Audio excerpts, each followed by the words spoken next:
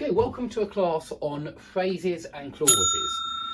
This is a class that is supposed to revise a lot of the topics we have already seen, because we have already seen noun phrases, noun clauses, adjectival phrases, adjectival clauses, and adverbial phrases, adverbial clauses.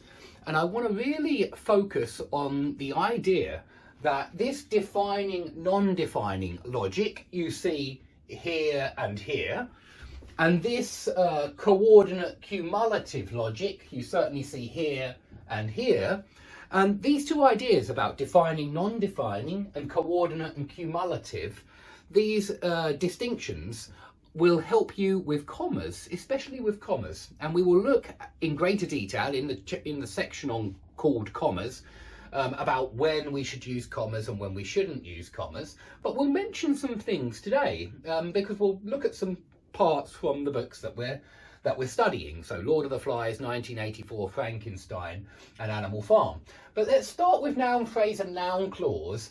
And I want to make it very clear that when I say phrase, I mean a non-finite clause. I've noticed that online lots of websites call phrases non-finite clauses. Okay, that's fine. They just mean that it doesn't have a doer, yeah?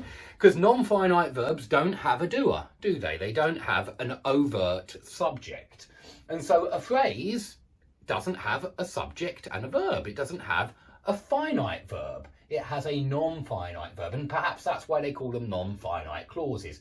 But I'm going to call them phrases, okay? Because I like the simplicity of the word phrase, and it means we don't get phrases mixed up with clauses that have finite verbs with doers. Okay, so let's have a look at the difference between a noun phrase and a noun clause. And I do want to make it clear that some phrases do contain a subject and a verb. Yeah, this is a noun phrase. It's just a person, the priest that you met yesterday. Yeah, he's not doing anything, the priest that you met yesterday.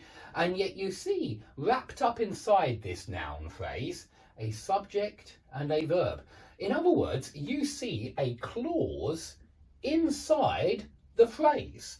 That is a relative clause. It's an adjectival clause that starts with the pronoun that, yeah? But we may drop that pronoun, which makes things even more confusing.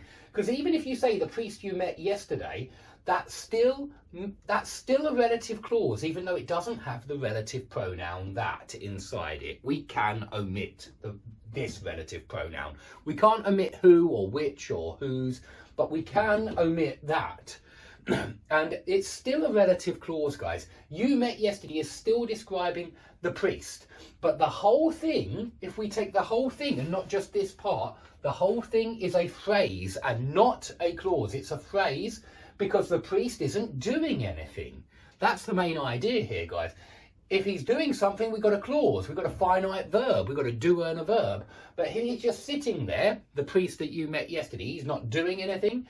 This relative clause describes the priest, and in that sense, the finite clause is subordinate to the noun. And so it's just a noun phrase. Priest is the head word there. Okay, so I think that's very important, that some noun phrases have a clause inside them, an adjectival clause, but they are still, all of it taken together, it's still just one thing, and so it's a noun. It's a noun phrase. It's not to be confused with noun clauses. They are different. Okay, but let's have a look. There are lots of different types of noun phrase that you could have, but the main idea is that they're always subject or object of a verb or object of a preposition.